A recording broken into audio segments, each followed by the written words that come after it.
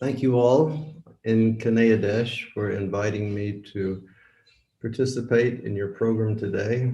It's an honor for me to be with you all. The last time I came there, it was so rapid that I didn't even have a dhoti to put on. But I'm glad to be here today. I'm in Vrindavan. I'm not in my home. I'm staying at the home of a friend. My home is under renovation, and it will still be under renovation for another 3 weeks or something like that. My obeisances to you all. I will begin by saying something that you probably already touched on, that today is the appearance day of Shri Advaitacharya Prabhu. And in the Chaitanya Charitamrita is stated, Advaitam Harana Advaita Acharya Bhakti Shangshanat Bhaktavataramisham Tam Advaitacharya Ashraye. Advaita is non-different from Lord Hari, so therefore he's known as Advaita. And he's the Acharya of Bhakti, or devotional service. And he is the Lord and the incarnation of the Lord's devotee. Therefore, we take shelter at the lotus feet of Advaitacharya. And I think that it's significant that we all remember today that it was Advaita Acharya who called Sri Chaitanya Mahaprabhu to this world, and it is Advaita Acharya who sent Sri Chaitanya Mahaprabhu from this world. In Chaitanya Charitamrita, and more specifically in Sri Chaitanya Bhagavat, it's explained by Srila Vrindavan Das Thakur how the society at the time of the appearance of Advaita Prabhu had become so miserably degraded in Navadvip. Navadvip was a educational place. There were many acharyas there. There were many Brahmins there, and they were teaching many different things about the Vedas. But Vedeshcha Sarvar Aham Eva Vedya, they were missing the point that Krishna is the goal of the Vedic study. Most of the Brahmins and educators who were there, they were all materialistic Smarta Brahmins, and only a few devotees. And the devotees were feeling very aggrieved that society had become so downtrodden, and that people were spending so much time on useless rituals. People were spending crores and crores and lakhs of rupees simply for the purpose of getting their sons and daughters married, and not anyone doing jagya for the satisfaction of Vishnu. So Advaita, he was a Vaishnava, and Vaishnavas always feel compassion for other fallen living beings. And so Advaita, he said, now it's time for the Lord to come, and I will personally beseech the Lord to come. So Advaita sat on the bank of the Ganga, and he worshipped Shalagram with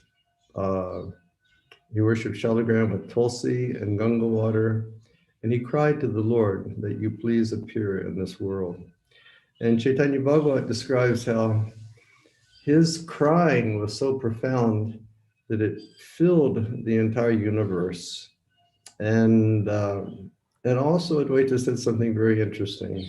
He said, if you do not appear, then I will manifest my forearms as Vishnu, and I will kill them all. It's as easy as that. Either you come and give mercy, or I will kill them. So based on Advaita Acharya's prayers, Sri Chaitanya Mahaprabhu appeared in this world on the full moon evening, Gaur Purnima.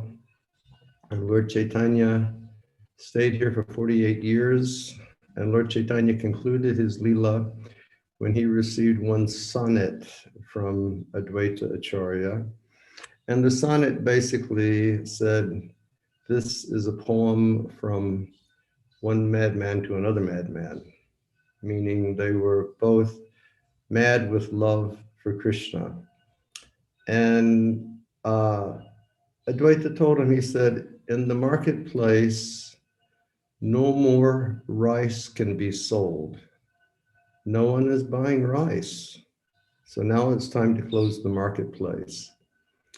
And the meaning of Advaita was love of Godhead has been spread throughout the world by your grace.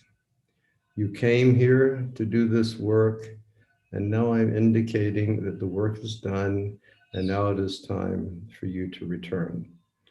So Advaita called the Lord, and Advaita sent the Lord. So Advaita Prabhu has great power. And on this day, if we humbly beseech the mercy of Srila Advaitacharya,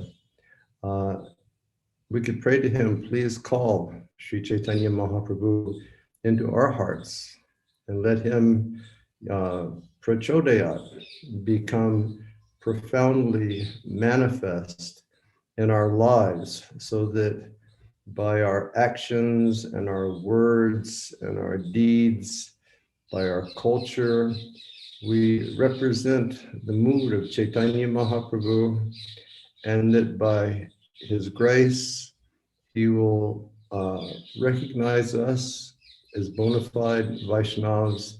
And then Chaitanya Mahaprabhu will put his seal of approval on our hearts. And when we receive the seal of approval of Sri Chaitanya Mahaprabhu, then we can become the worshippers of Radha and Krishna.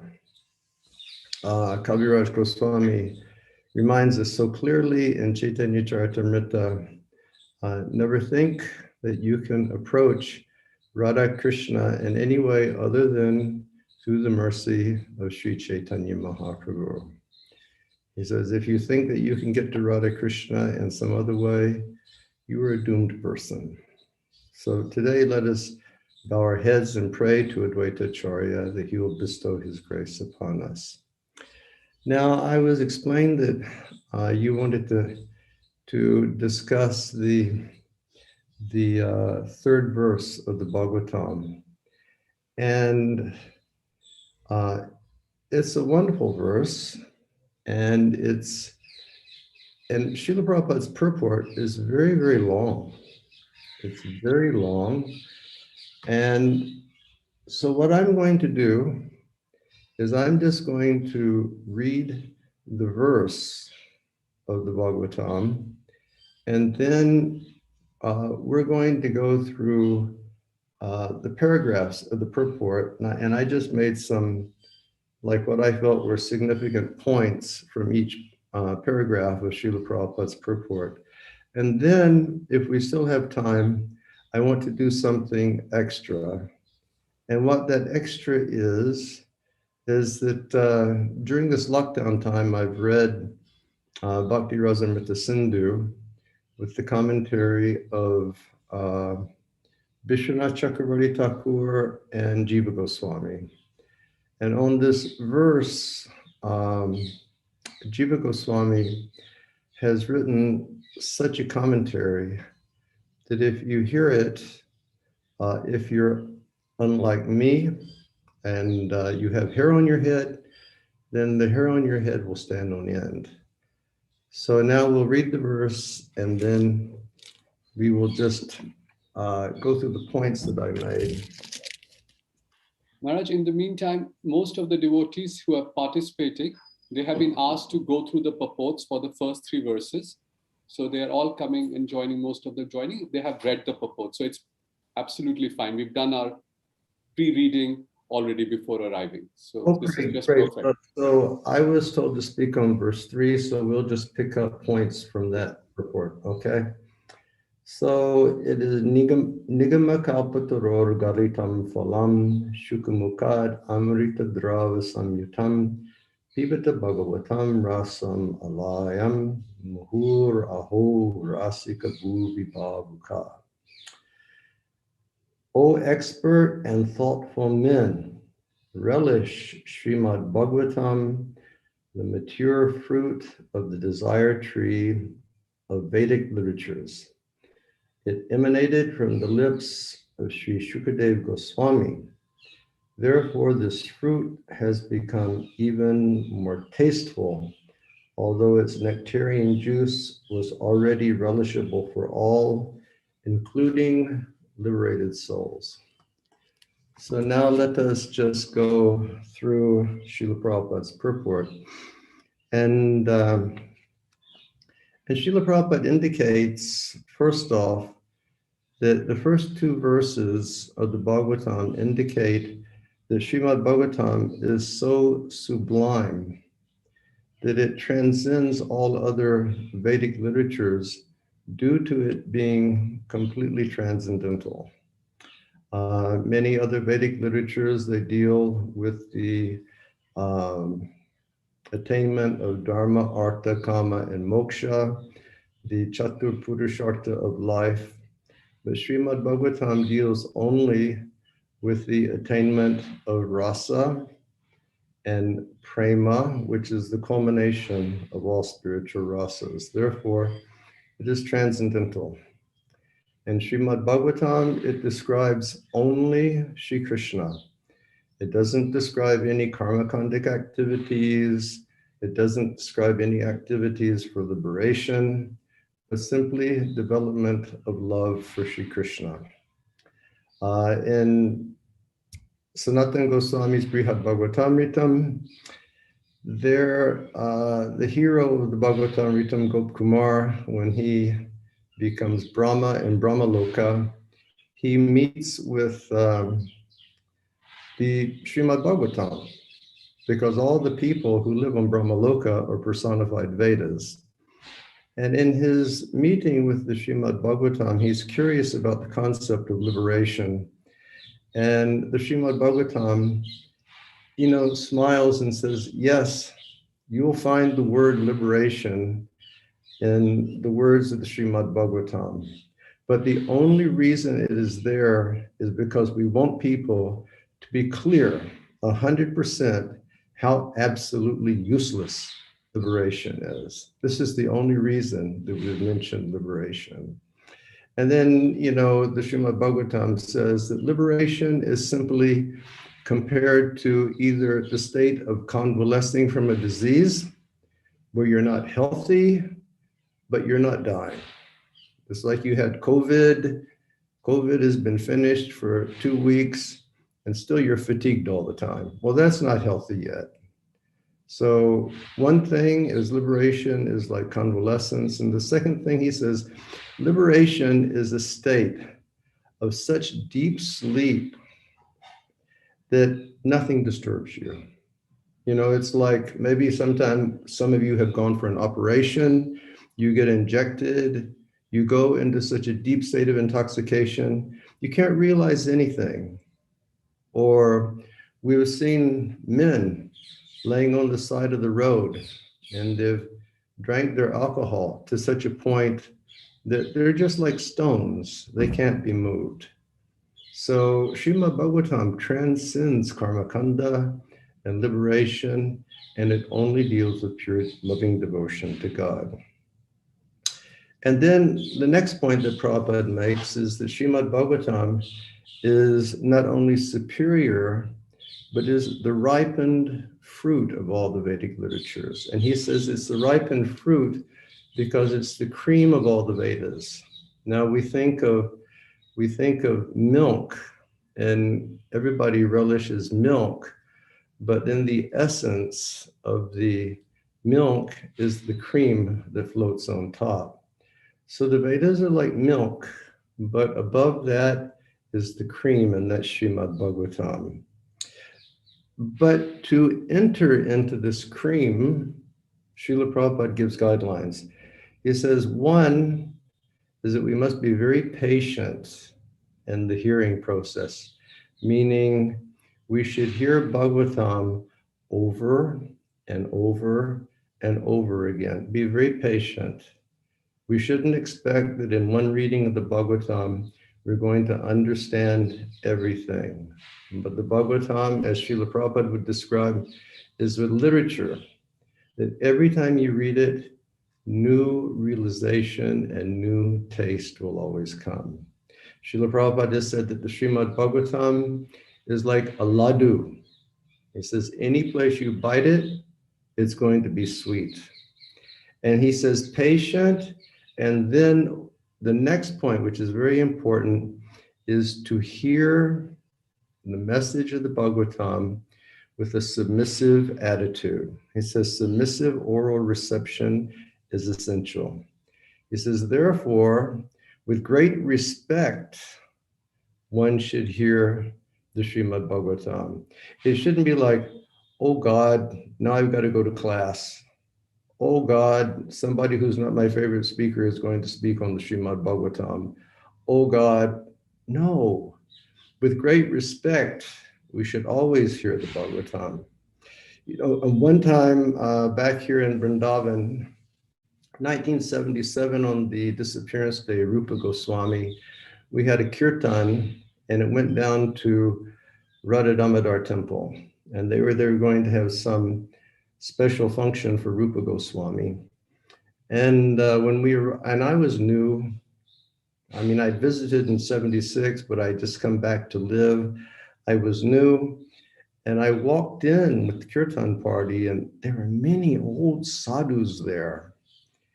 And there were like, you know, the sadhus they had like a circle, and then they had an empty asana that was set up. And the asana was decorated so beautifully.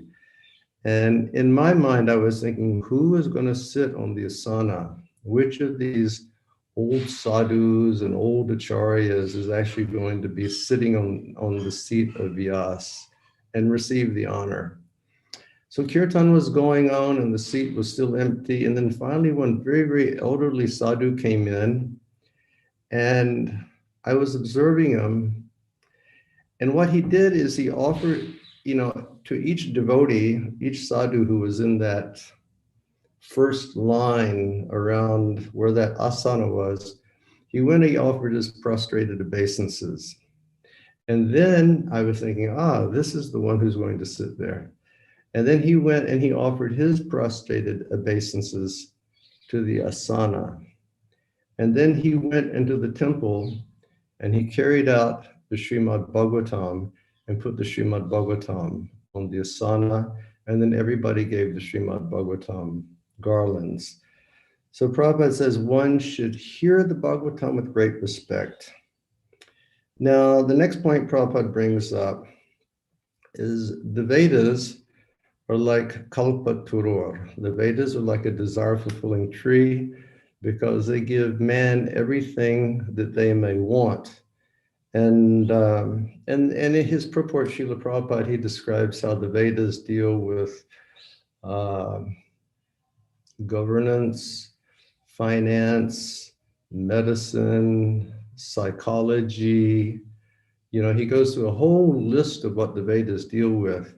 But then Prabhupada specifically says that the most important thing that the Vedas deal with is the raising of the soul to the spiritual platform of life. And we know that in the Bhagavad Gita, Krishna, he instructs us all, Brahma Bhuta Prasanatmana Sochiti Nakankshati. He said, we should come to the spiritual platform of life. It is a duty that's been given to us as living beings by Shri Krishna, that we should utilize this life specifically for coming to the spiritual platform. And then Prabhupada explains that the highest realization on the spiritual platform of life is that the Supreme Personality of Godhead is the reservoir of all rasa, or he is the reservoir of all spiritual tastes. And so then Prabhupada starts to elaborate on this point some, and he says that all living beings, they desire some taste from sense perception. And Srila Prabhupada would always say that a man cannot perform any activity unless he has a taste for it. For example, One time I was in Sweden at a festival, and I met one very, very humble, wonderful Vaishnava. He was one of the, oldest disciples of His Holiness Indra Swami Maharaj. And he was such a gentle, humble man. And we were talking one day, and I asked him, I said, Prabhu, do you have a family? And he said, yes, Maharaj. And I said, really? And I said, how many children do you have? And he looked at me, he smiled, and he said, I have 5 children. And I said, 5 children? Isn't that a great burden? And he smiled and he said, no, Maharaj. He said, larger family, more taste is there, more relish is there. And I relish my duties in maintaining my family. So Prabhupada said that, if one is impelled by taste, he can do anything.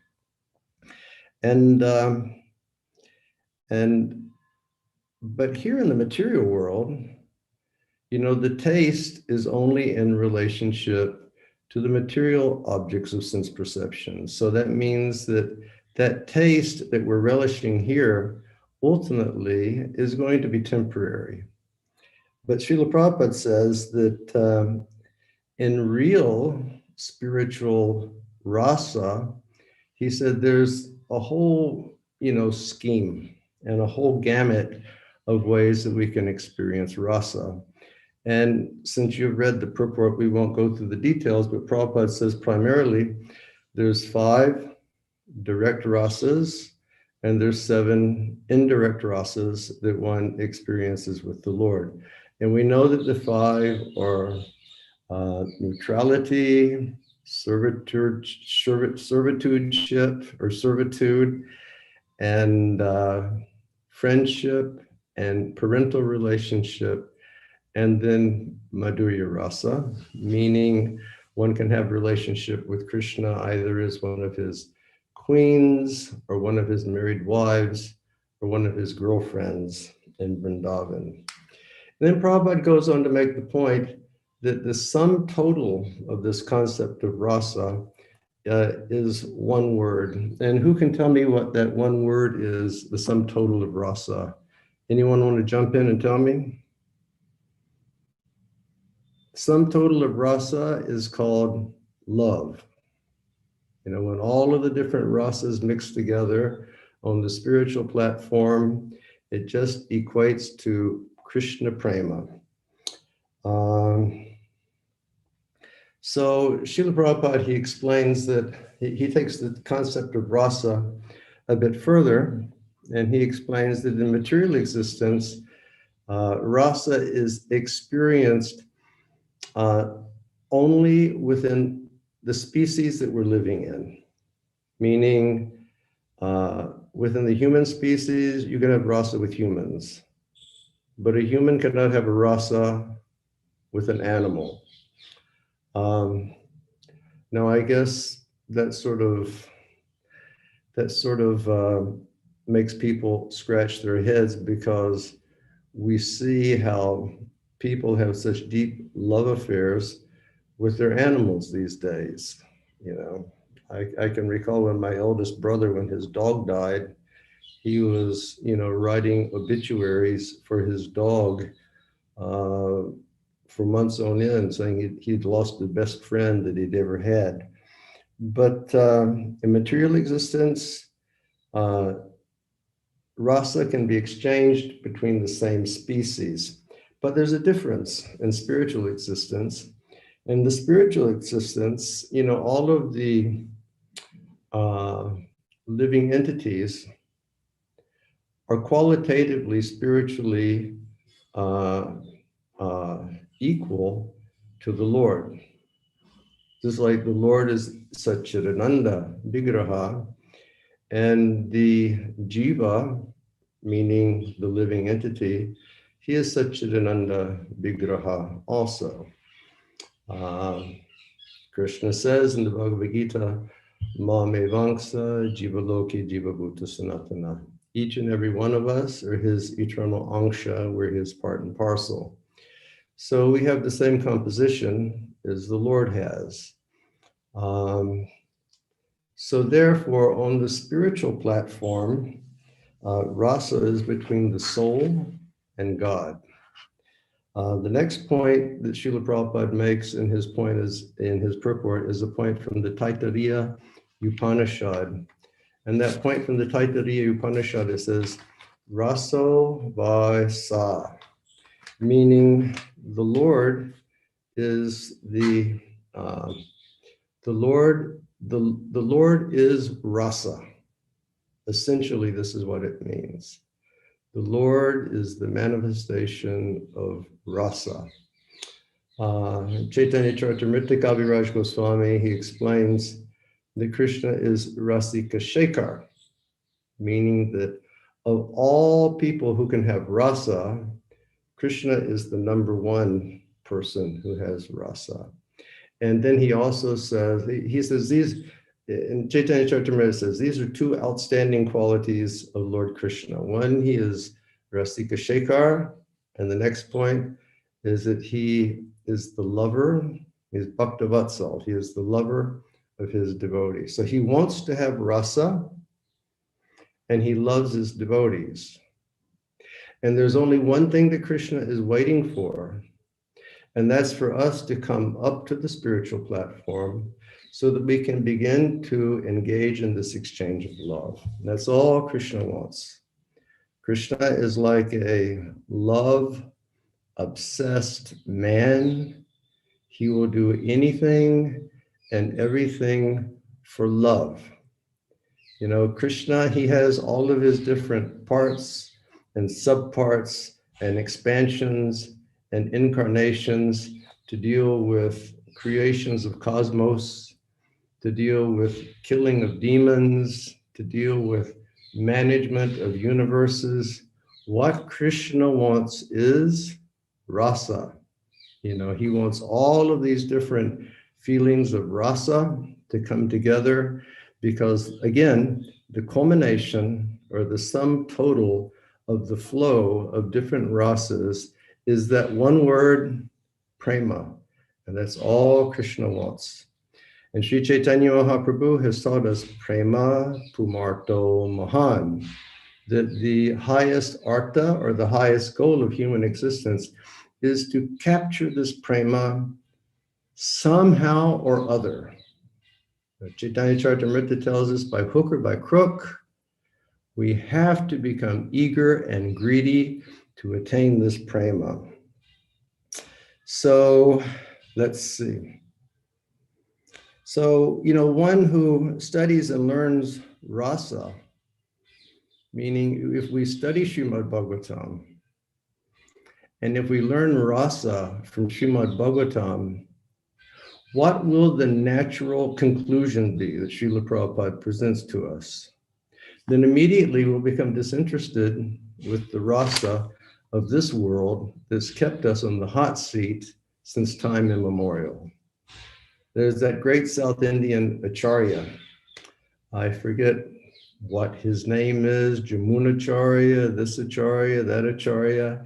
Srila Prabhupada always would cite him, and he would, this great Acharya, he would say, as soon as I remember the lotus feet of the Lord, he said, when the thought of mundane sex comes to my mind, I spit on it immediately. He says, I just as mundane rasa, finished with that. So if one will submissively and attentively just read Bhagavatam, then the spirit of rasa and the spirit of loving Krishna will awaken. And Prabhupada really makes the point in his purport, devotees seek this. Now, of course, we have our mission of the International Society for Krishna Consciousness. We want each and every person in this world to be able to receive Harinam. We want each and every person in the world to receive the teachings of Bhagavad Gita and the teachings of Srimad Bhagavatam. But we don't want to just do that so much that we forget that the real thing that we're eager for is developing the spirit of engaging in rasa with Krishna. This is what we want. Yeah, I mean, I've 50 years in the movement, and I've seen so many devotees who become deeply, deeply, deeply involved in the international society, but oftentimes they forget the Krishna consciousness.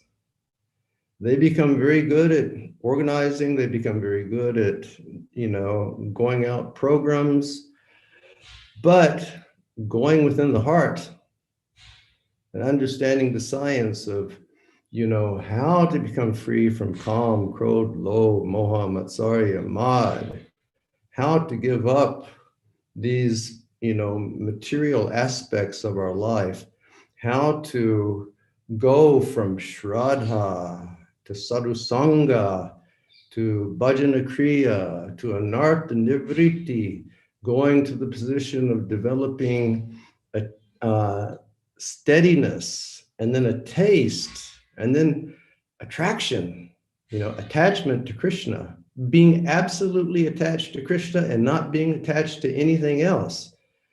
You think of that. It's like I'm sitting here before you. I've given this example so many times. I'm attached to my glasses because I can't see without my glasses. I'm attached to my shirt, I'm not so much attached to the flower garland.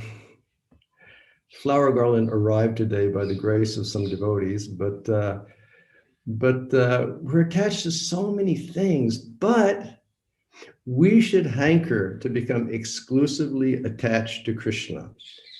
Because what will happen? Jejitamam prapadyante tangstataiva bhajamyaham. When we are 100% exclusively attached to Krishna through this process of submissively and respectfully hearing the Srimad Bhagavatam, Krishna reciprocates with us. And what is it that he gives us? Krishna gives us the greatest thing that we could ever receive, and that is that Krishna gives himself. Krishna allows his internal potency to descend upon our heart, and by that grace of Krishna, material existence is finished. I think in the 9th chapter of the 2nd canto, it says, Muktir hitvanyata rupam swarupena vyavastiti. We come to the position of Vaishnava liberation. In Vaishnava liberation, it means that all material conceptions that we may have will be finished. I'm not a South Indian. I'm not a North Indian. I'm not a caste Brahmin. I'm not an Agarwal. I'm not an American. I'm not a Russian. I'm not a man. I'm not a woman. All of these upadis, or material conceptions, go away only by the grace of Krishna. Muktir hitvanyata ruham swa rupena vyavastiti. And then one's constitutional, eternal identity becomes revealed. And for us in our studies, we understand that to be Bhav Bhakti. But that stage of liberation, Bhav Bhakti, that is only a kiran. That is only like a slight ray of prema bhakti. One should not think that coming to the position of Bhav Bhakti is the be-all and end-all. Bhav Bhakti is just compared to when the sun is starting to rise and shine in the morning and the first ray of light comes. And then we have to continue. We have to continue exclusively hearing about Krishna and the association of Krishna's pure devotees, and being trained in devotional service in the association of Krishna's pure devotees. And then we can go through all the different levels of prema bhakti until we can come to understand the highest level of prema, which is Mahabhav. So Srila Prabhupada says, in order to do this, he says, submissive hearing is the only thing that will satisfy the heart. We can try so many different things when our hearts are disturbed. But the only thing that's going to satisfy us is if we just sit down and we focus on the words of the Srimad Bhagavatam, because they're non-different from Krishna, and those words will be like the balm that will cure the burning of our hearts. He says it's the only thing that will satisfy us. And we can see that the process works. I mean, we can see that Narada Muni, he was a boy who appeared to have no special qualification. He was the son of a maidservant. He heard transcendental messages from great realized souls, and he became Narada Muni. Well, we can see the example of Parikshit Maharaj. He was a Raja. Of course, he was a pure devotee of the Lord, but he wanted to know, what is my dharma at the moment that I'm going to give up this body? And by hearing submissively from Srila Shukadeva Goswami for 1 week, he became perfected. So Prabhupada, he continues. He says, Srimad Bhagavatam, then he says, this is an important point. This is a very important point. He says, Srimad Bhagavatam must be received from a proper source. And this is a point that we're all familiar with, that Srila Prabhupada over and over emphasized. It must be heard from a proper source. And Prabhupada says, one, that the Srimad Bhagavatam was brought from the spiritual world by Narada Muni. And then Prabhupada says, two, Narada Muni gave it to Srila Vyasadeva. And then three, Srila Vyasadeva delivered the Srimad Bhagavatam to Shukadeva Goswami. Now you're all familiar with the story of the Bhagavatam. And we know that the first Leela, this described in the Srimad Bhagavatam, is the Leela of Narada Muni and Vyasadeva. And Vyasadeva, he's feeling distress. He's feeling concerned because he's done so much meritorious work. He's compiled the Vedic literatures. He took one Veda, he divided into 4 Vedas, and then he wrote Upanishads, and then he wrote Puranas, and then he wrote Itihasas, and he wrote so many different things, but still within his heart, he wasn't feeling satisfied. So he was sitting at his ashram in Badrika ashram, and Narada Muni came and, gently, nicely chastised him. And he said, you've explained everything. You've explained Karma Kanda, you've explained Gyan Kanda, you've explained, liberation, yoga, you've done everything, but you haven't spoken about Krishna. And Krishna is the only topic that can change the heart of the living being. He says it's the only thing that can change the heart of the living being. And he said, therefore, you should write something about Krishna. And then, at the end of the 6th chapter, Narada Muni, he leaves. And in the 7th chapter, it begins with, the sages of Naimisharanya speaking to Sutta Goswami, who was present in the assembly of Parikshit Maharaj when Shukadeva spoke, and he was sitting very close to the front, and he was very attentive, so he learned the whole thing. And they turned to Sutta Goswami and they said, Sutta, when Narada Muni left, what did Vyasadeva do? They were curious how he took that instruction and that, slight rebuke from his spiritual master, Narada Muni. And Sutta Goswami says he sat down in a trance, and by his vision, he looked into the future, And he saw, the degraded condition of the world to come. And so then there's a verse that says, Anarto pasamam shakshat bhakti yoga ahokshaje lokasya ajanato vigyam stitam satve prasidati. He replied that the great soul Vyasadeva could see that in the future, people would not be able to understand that that anarthas cannot satisfy the heart. Generally, people think that I feel this itch for sex, so let me engage in sex. But it doesn't solve the problem. People think, I have so much wealth. If I had more wealth, I could do more. It doesn't solve the problem. So he says, because he could see that people would be so bound by these different anarthas, he says, stitam satve prasidati, that he wrote the Satvika Samhita, which is the Srimad Bhagavatam. And then Sutta Goswami says that this Bhagavatam is so attractive because it is filled with the rasa of Shri Krishna and Shri Krishna's loving relationships with his devotees.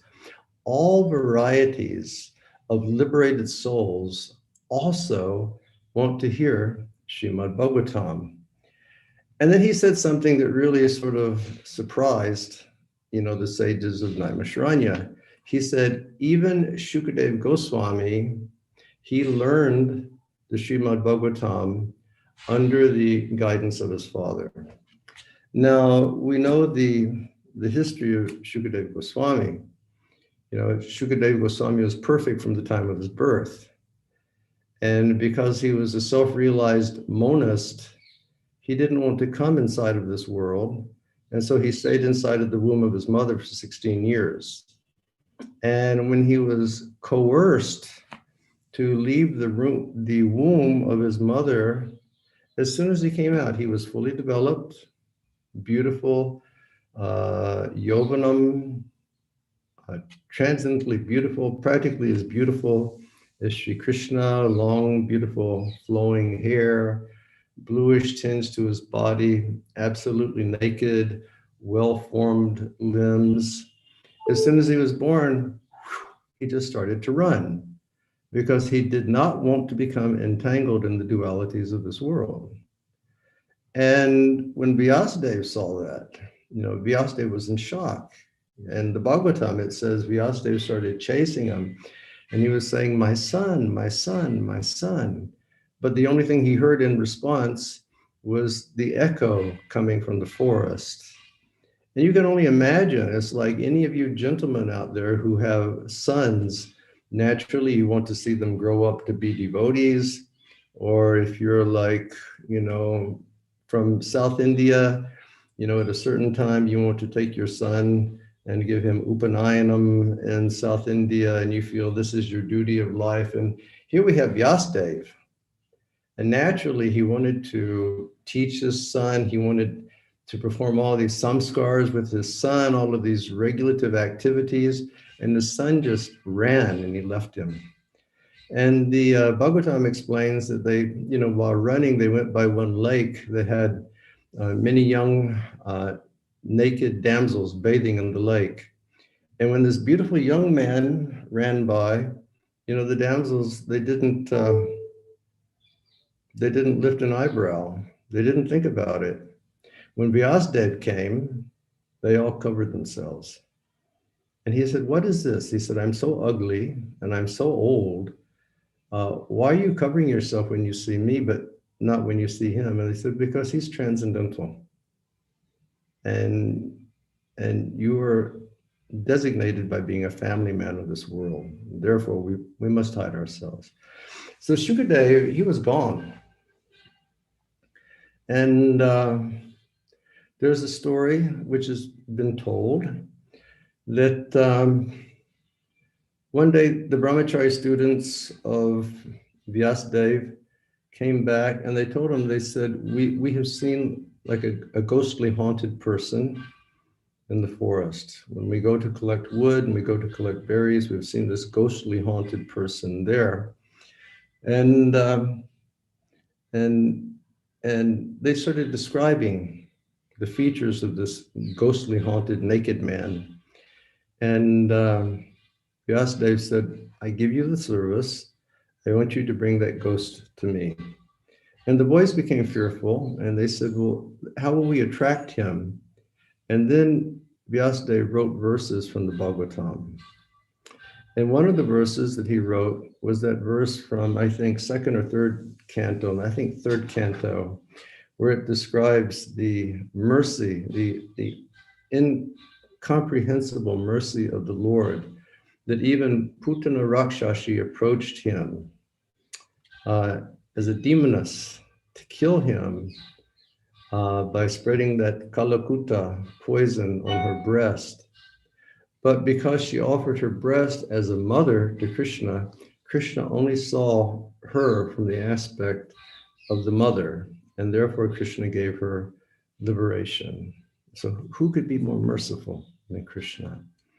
And then he also described the Barhapidam verse from chapter 22 of the 10th canto. It describes the gopis' vision of Krishna when he goes to the pasturing grounds with that peacock fan on his head and the Vaijayanti garland on his neck and the blue karnikarna flowers over his ears and walking like a baby elephant and playing on his flute and the boys dancing all around. And when Shukadeva heard that, although he was a monist, he was transcendently perfect, he just stopped and he said, where did you get that? It is so attractive. And the boy said, our spiritual master gave, and he has many more verses like this. Please come and you can have. Because the verses were filled with rasa. And then that's when Sutta Goswami explains the Atmarama verse, where he says that every variety of transcendentalists will be attracted by Sri Krishna on the basis of experiencing transcendental rasa with him. So let me find out where I've come to my points. Oh yeah, and so I guess I'm coming sort of close to the end of the notes on Prabhupada's purports. And we only have 9 minutes left and we have time to start reading Jiva Goswami, and maybe we can do that another time. But Srila Prabhupada says that the topics of Srimad Bhagavatam are much more relishable and much more attractive to spiritually advanced and liberated persons than to the materialistic person. And why? Because a spiritually advanced person, and then especially a liberated person, he understands that the goal is to let that unending flow of love between the living entity and Krishna take place. Let that unending flow come in Madhurya, let that unending flow come in Vatsalya, let that unending flow come in Sakya, let that unending flow come in Dasya. We just want to serve Krishna according to our rasa and let that love flow, because this type of love is what will please Krishna the most. And we always have to remember that bhakti means giving pleasure to Krishna. It's not that our top priority is our pleasure. For the materialist, their top priority is their pleasure. So they won't be so much interested in hearing the topics of the Srimad Bhagavatam. But for the devotees, in the mood of Chaitanya Mahaprabhu, he states, he says, we are only interested in satisfying Krishna. we're only interested in making Krishna happy. And he says that is our business. We're not interested in making ourselves happy.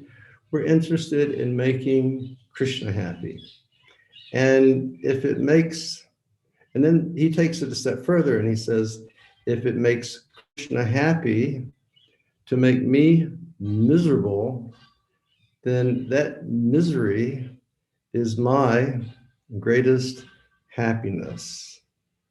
Whereas the materialistic person, they're simply thinking, what can I do to become happy? What can I do to increase my sensual enjoyment? What can I do to have, as Prabhupada would say, a little more sex?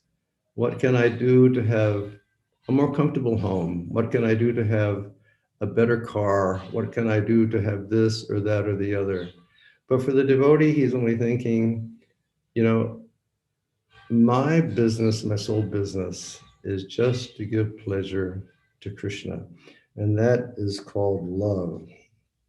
So Prabhupada says in his wrapping up, he says, the liberated souls always want to taste the topics of this rasa with Krishna. And then Prabhupada, he takes that a step further and he says, and the Srimad Bhagavatam only speaks about one thing. The Srimad Bhagavatam only speaks Shri Krishna's Leela. In one way or another, it is speaking Shri Krishna's Leela.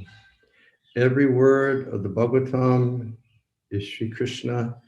Every syllable of the Srimad Bhagavatam is Shri Krishna. And Krishna's Leela, hearing those topics, are meant to cause us to have attraction and love for Shri Krishna. Just like that example in the Brihad Bhagavatamritam of the wife of Vasudeva, Mother Devaki, speaking to the inhabitants of Dwarka, wherein she says,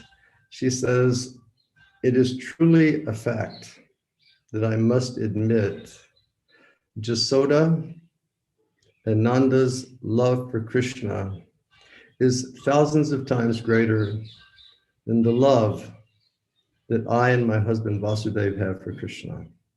And why is it? Because when we were performing our austerities for thousands of births and deaths, we had a desire that God would become our son. But when Nanda and Jasoda were performing their austerities for thousands and thousands of births, what was their desire? Their desire was only that Shri Krishna would descend within this world and he would perform his pastimes.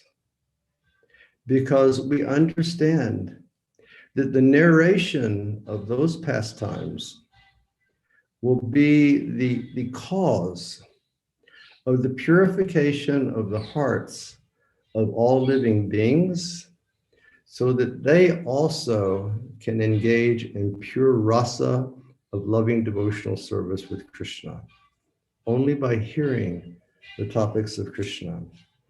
And I think it's in the last chapter of those chapters on the Rasa Leela and the Bhagavatam, Shukadeva Goswami, he speaks to Parikshit Maharaj, and he says it is imperative. He doesn't say one may or one may not. He says it is imperative that one should discuss the activities of Sri Krishna in the Srimad Bhagavatam. He said the Lord came here in a human-like form, and he performed his pastimes because he knew that this is what would attract our evil minds back to him. So therefore, he said, it is imperative that we as devotees will discuss the activities of Sri Krishna that we hear in the Bhagavatam. And then Prabhupada takes it to the next point, and we have 2 minutes left without Jiva Goswami, unfortunately. Prabhupada takes it to the next point, and he speaks about Shukadeva Goswami, And he says that Shuka means a parrot. And he says that it is a common understanding that when a parrot will cut a mango with its red beak, then that fruit will become infinitely sweeter. It's like this morning I dressed my deities in a beautiful dress that was made by Rati Manjari. And it's a dress that she made during the hot season when all of us over here were swimming in mangoes.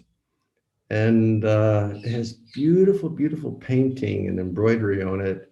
And some of the painting is the mango outfit. And you see like parrots, poking their sharp beaks into the mango. And then the mango, it becomes much more sweet. So the topics of the Srimad Bhagavatam, they become sweeter because they've been touched by the lips of Shukadeva Goswami. And Prabhupada says he's not a parrot just because he has the power of repetition. He says, but he's a parrot that he presents the Bhagavatam in a way that is appealing to all men. Srila Prabhupada said we should not just be parrots.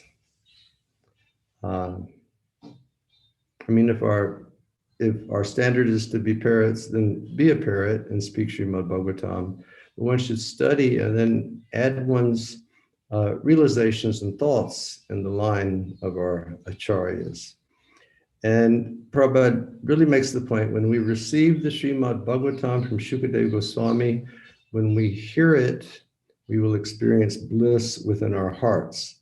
And then Prabhupada says that when the mango is on the tree, the mango is not dropped from the top branch to the bottom immediately, but it's passed down.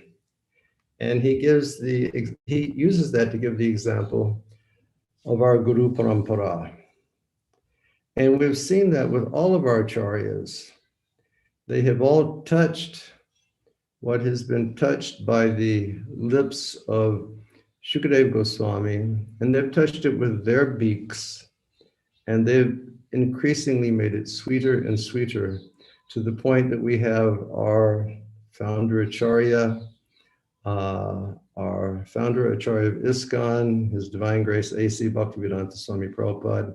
He touched his beak to the message of the Bhagavatam, and it has become, that rasa has become understandable throughout the entire world. And then Prabhupada gives us a warning near the end of his purport.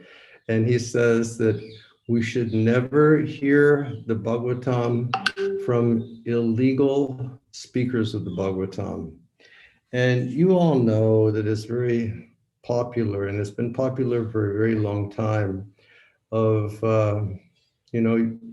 speakers who have nice power of talking, to use Bhagavatam as their source of livelihood and making money, giving Bhagavat Saptaha. And when 7 days are over, collecting the dakshin and collecting golden pots and collecting cloth and collecting so many different things. The amazing thing about the Srimad Bhagavatam, one thing that always touches my heart so much is, in, I guess it's the, 11th canto, end of the 11th canto, or 12th canto.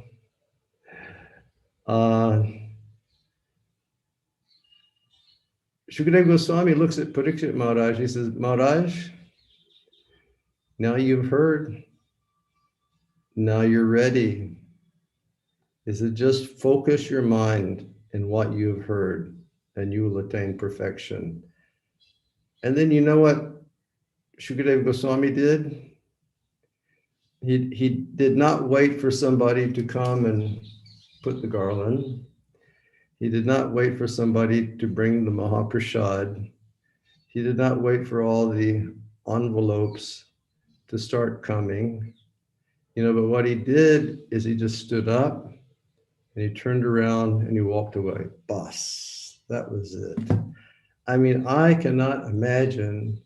For me, that is one of the, well, I have to use colloquial terms. That is one of the most cool swag things that I could ever imagine. This person just sits there, he speaks the whole Bhagavatam. The person listening to him becomes perfect. He doesn't stop 7 days and 7 nights. And then when it's all over, he stands up, he turns around, no fanfare, no roll of the drums, kuchnai, he walks away. So we should hear from the right source. We can't hear from the illegal people. Back in 1989, I was the organizer of ISKCON's Mahakumbha camp in Allahabad. And I got all the good managers of ISKCON India to come there and help us out in the management. And I had to collect funds. And one day I was in Allahabad, and my devotee who was helping me, introduced me to people. He took me to one very, very rich man, super rich fellow. And we were trying to get a donation for Kumbh Mela. And I think the gentleman gave me 50 rupees. And I was like thinking, oh my God, why am I doing this? And then the man said, Maharaj, he said, I have temple in my home, and big temple. He said, and I have one sadhu, and this sadhu is giving Bhagavad Gita. Would you like to meet the sadhu? And just on first thought, I was thinking, I really don't want to meet somebody who's doing a Bhagavad Saptaha. Just because Prabhupada, he just so hardwired us against this concept of giving a 7-day talk for my material maintenance. But the man was very insistent, and the devotee who was coordinating was going, go, Maharaj, maybe he'll give you a donation for Kumbh Mela. And so against my principles, I went into the room and I looked at the gentleman. And he must have been, gosh, this is back in 89. So I was 38 years old. I was a young fellow. And I went in the room, and this man was about 60. And his cloth was absolutely red. And he had no sika. And he was very, very round, and he had sort of like the scowl on his face, and he had a book stand, and there was a book there. And I offered my obeisances because Prabhupada said we should offer our obeisances to every sannyasi. And I said, Maharaj, what is your name? And then he told me, my name is such and such, Saraswati Prakash, this, that, and the other. And I went, oh my God, I've come just to see a Mayavadi. And then I looked at him and I said, Maharaj, I hear that you are giving a Bhagavad Gita. And he said, yes. It was very strict. And I said, what are you speaking on? I am speaking on Shri Krishna's Rasa Lila. And I went, oh my God. And then I said, Maharaj, please tell me, how much time do you spend studying the Bhagavatam? And he did something horrible at that point. The Bhagavatam was right in front of him. And he just took his hands and he put his hands on the Bhagavatam. And he looked at me and said, there is nothing in this book. And when he said that, I looked at him and I said, you damn rascal, then why are you speaking on the Srimad Bhagavatam? You have no right to even touch this literature. What to speak of speaking on the Srimad Bhagavatam? And then my Indian coordinator, he grabbed me and he was going, Maharaj, cool down, cool down. And I said, you are a rascal. You don't even believe the words of the Bhagavatam, but you're speaking on the words of the Bhagavatam just to make money. And then the man, he looked at me very humbly, he said, no, I believe in Krishna, I believe in Krishna. He said, I have a picture of Gopal, I give him a laddu every day. You want to take prasada? And I said, absolutely not. And then I got out of there. So Prabhupada said, don't hear Bhagavatam from illegal people, but hear Bhagavatam from devotees who are coming in the disciple succession from Shri Shukadev Goswami. And then, in conclusion, Prabhupada says, if we're serious, we'll receive the Bhagavatam from Shukadev Goswami. We'll receive it through disciple succession. We will hear the Bhagavatam from the beginning and not jump over. And Prabhupada concludes by saying, this Srimad Bhagavatam is organized in such a way that we will constantly drink bliss. We will drink nectar coming from the lips of Shukadev Goswami. We will feel bliss and we will achieve perfection in our lives. So, dear devotees, drink the nectar of Srimad Bhagavatam as we have received it from Shukadev Goswami, and we have received it from our divine founder, Acharya, His Divine Grace, A.C. Bhaktivedanta Swami Prabhupada. Thank you all very much. Hare Krishna. Hare Krishna. Maharaj, thank you. Welcome.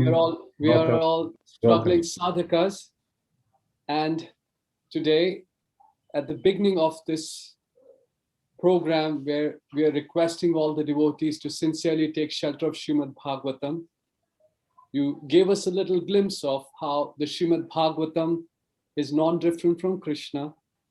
It's the mature fruit. And today we also had the opportunity to have the Srimad Bhagavatam tasted by the beak of another parrot coming in the parampara.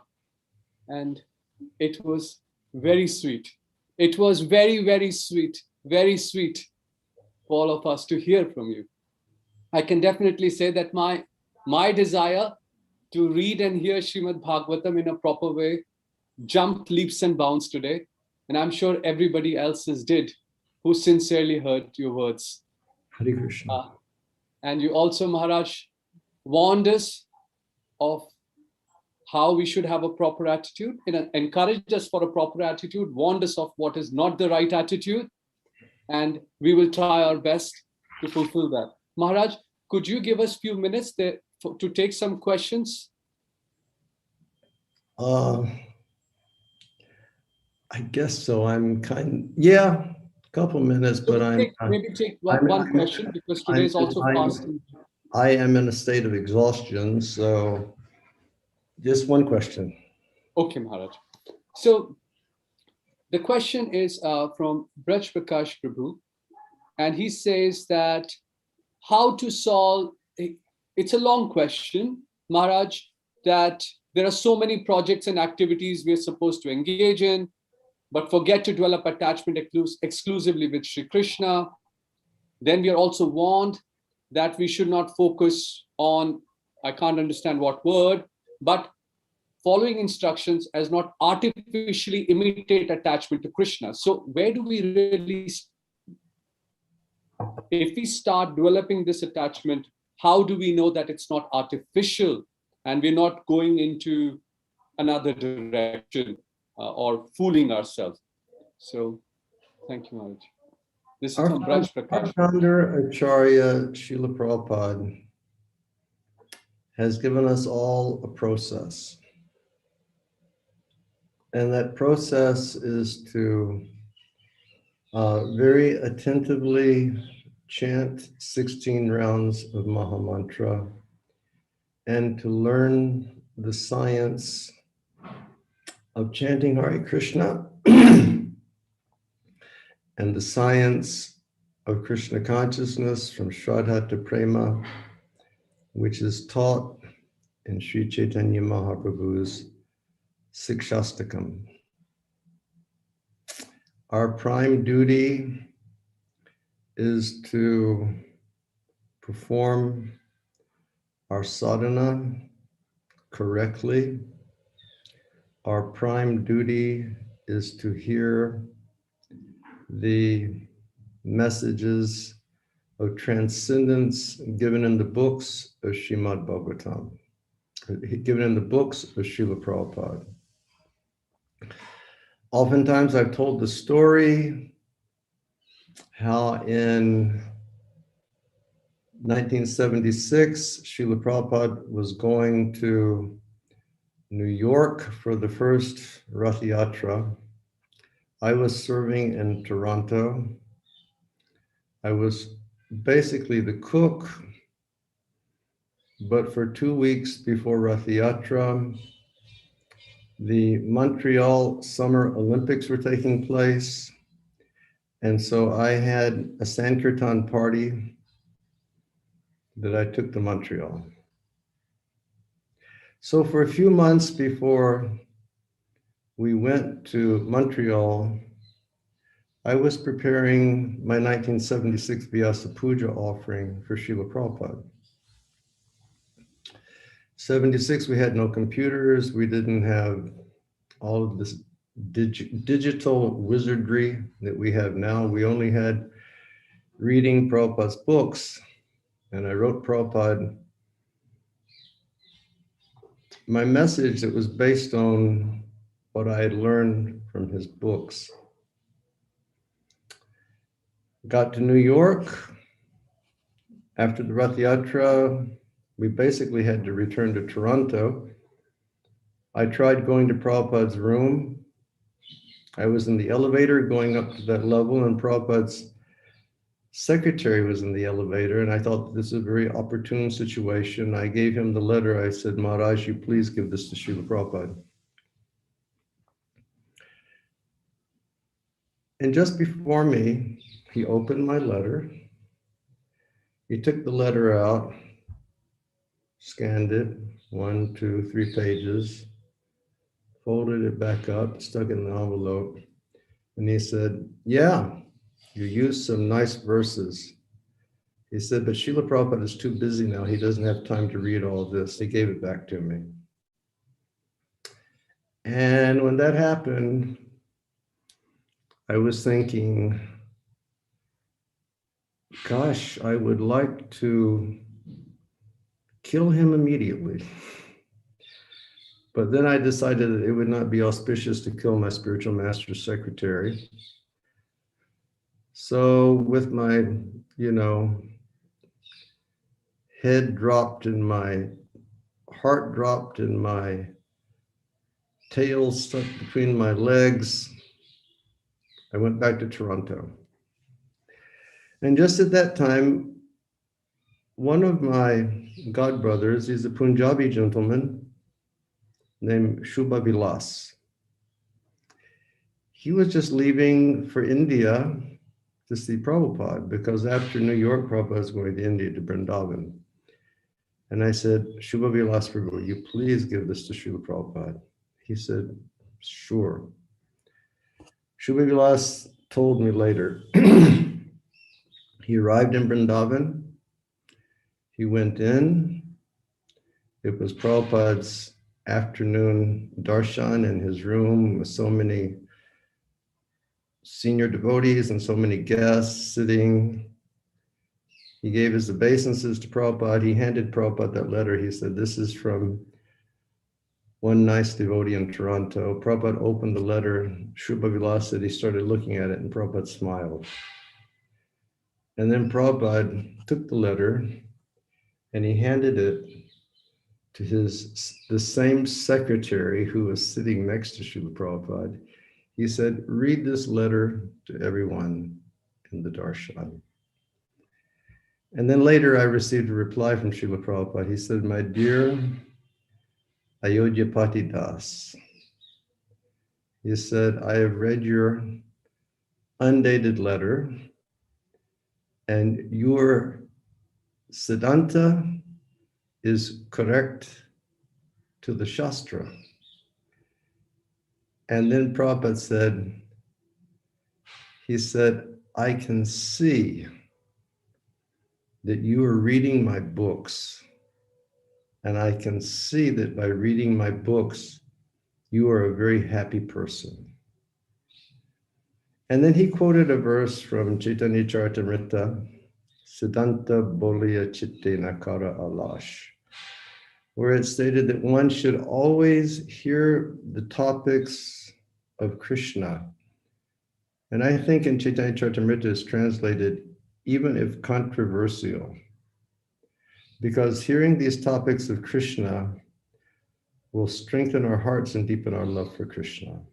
And then Prabhupada concluded by saying, therefore, please go on studying my books. He said, if you study my books, you will always be happy and you will never be misled by bogus philosophies. And then he signed it, your ever well-wisher, A.C. Bhaktivedanta Swami. So we have that order, all of us, whether we're disciples of Srila Prabhupada directly, or whether his Shiksha disciples or grand disciples, that order is the foundation of our lives, that we will chant 16 rounds offenselessly and understand the science of chanting Hare Krishna as taught in Sri Chaitanya Mahaprabhu's Sikshastakam, and regularly study these literatures. And then whatever other duties we have in life, we engage in those activities. Prabhupada would say, if you have $100, all your problems for $5 will be solved. If you have Krishna, everything else will fall into place. Tasmad sarveshu kaleshu mam anusmara yujicha. Therefore, in all times and circumstances, first think of me and then fight. That was his instruction to Arjuna. He didn't say go out there and fight like a crazy man and then later on sit down and do some meditation. He said, no. First think of me and then success will be there. And if we're doing that very carefully, Krishna undoubtedly will reciprocate. Srimad Bhagavatam says, Shinvata Swakata Krishna Punya Shravana Kirtana Ridyantaksta Yabadrani Bidunoti Shurit Satam. That there's no more punya, or spiritual activity that we can engage in than hearing and chanting about Krishna. And if we do that, Krishna, by his grace, he will purify the Rajas Tamas Bhav from our heart. And we will come to the level of Sattva Gun, and then from Sattva Gun, a person can come to the position of pure goodness. And pure goodness is not a thing of this world, as I mentioned earlier. Pure goodness is when the Lord allows his Samvit, Sandini, and Ladini Shakti to descend in this world and flow in your heart, and everything changes. At that point, there's no more material world. And that's what we want. We're tired of roasting in the material world. We're tired of COVID. We're tired of our parents dying. We're tired of our friends dying. We're tired of,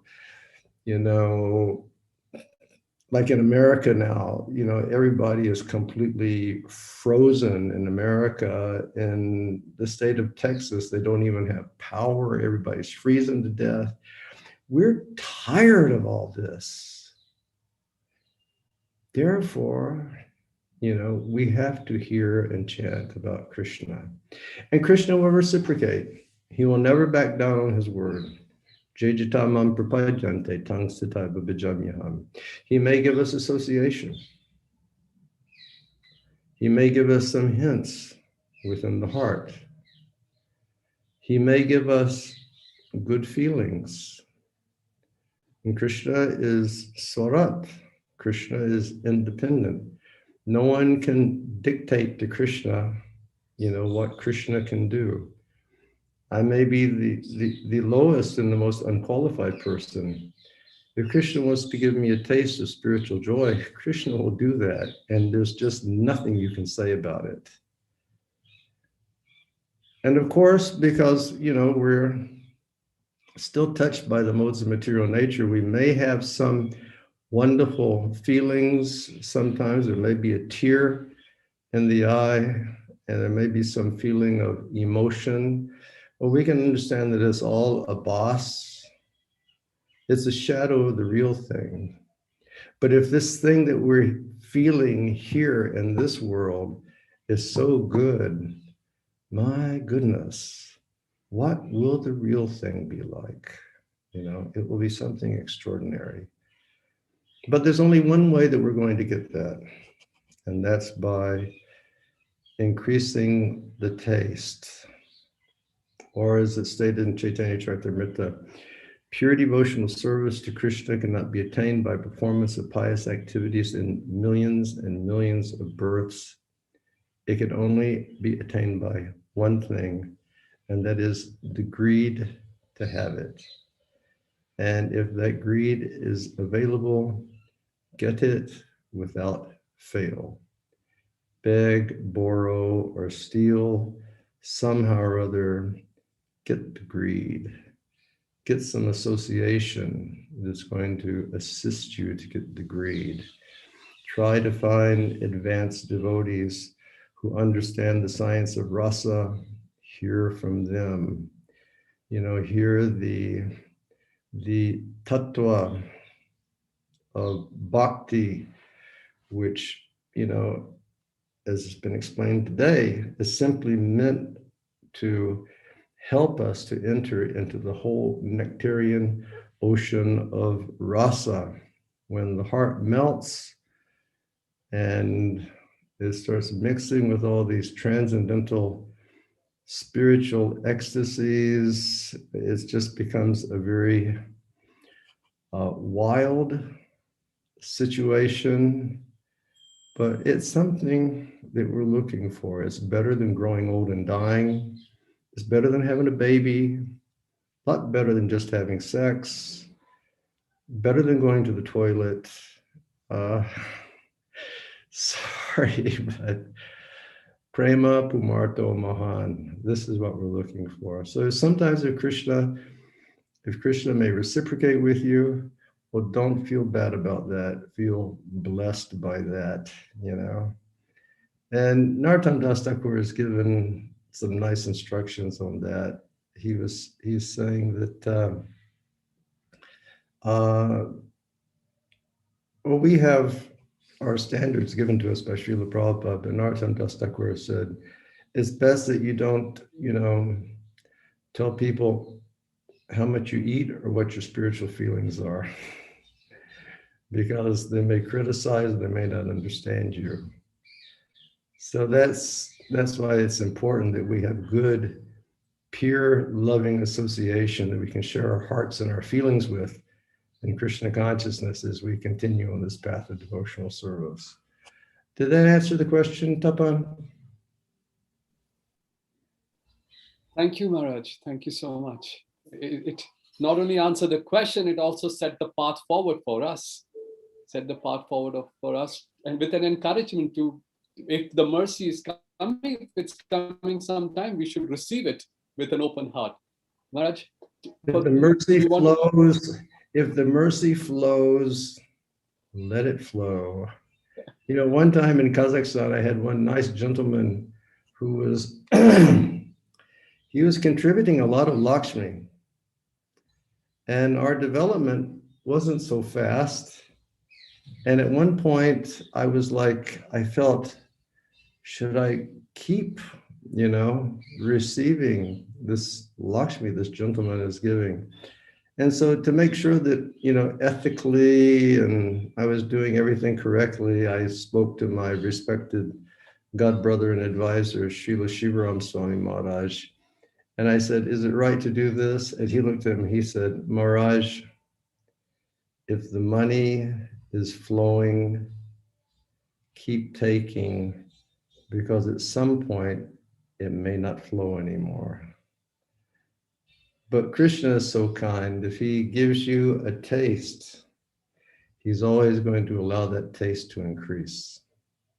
One thing I'd like to suggest to the devotees, to understand this business through tattva, meaning like spiritual science and understanding.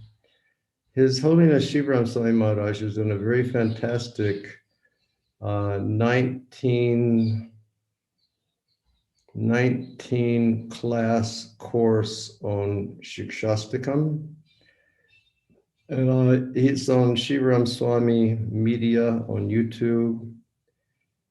I would very, very humbly suggest that you all listen to that seminar. It will help you a lot. It will really help you a lot.